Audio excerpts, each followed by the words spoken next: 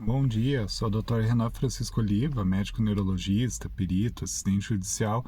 Hoje em viagem e recentemente teve um caso muito interessante, raro, na realização de perícia, que é uma síndrome epilética rara, com um nome complicado, assim, a síndrome de Landau-Kleffner, né? Então, eu particularmente, talvez seja o primeiro caso que eu tenha visto pessoalmente. Eu já vi estudado durante as minhas residências e revisado, até por conta da minha subespecialização em epilepsia e em eletroencefalograma.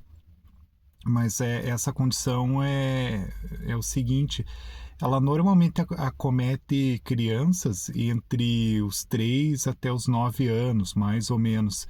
E é uma condição bastante interessante e que necessita o diagnóstico adequado, porque acontece numa criança até então com o desenvolvimento neuropsicomotor normal. Então, é uma criança que não teve atraso de fala ou de movimentos, que tinha inteligência, interação social adequadas, e aí o que permite diferenciar, por exemplo, dos quadros de deficiência intelectual ou de autismo.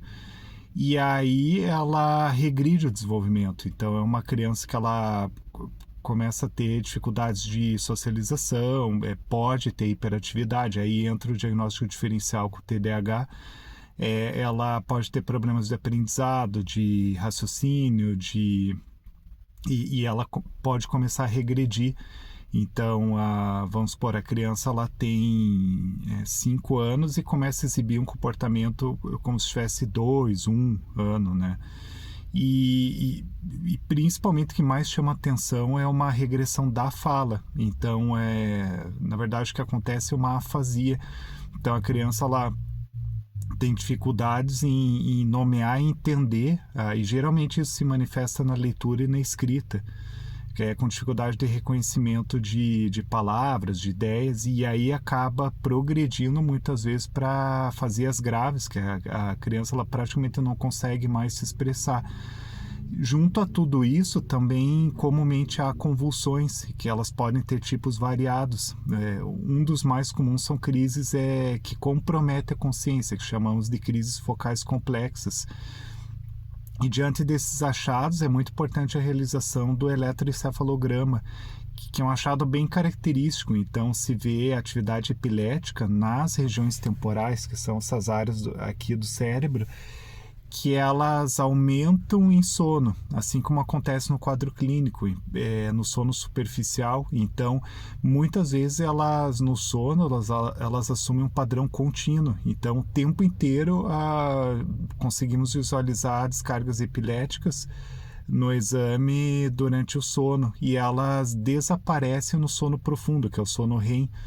E essa condição ela é muito importante de ser diagnosticada, porque há algumas opções de tratamento, tanto reabilitação da fala quanto o uso de anticonvulsivantes, mas muitos neurologistas e estudos indicam o uso de corticoide, que é um medicamento para reduzir a atividade anti-inflamatória, porque se acredita que haja um componente autoimune nessa doença.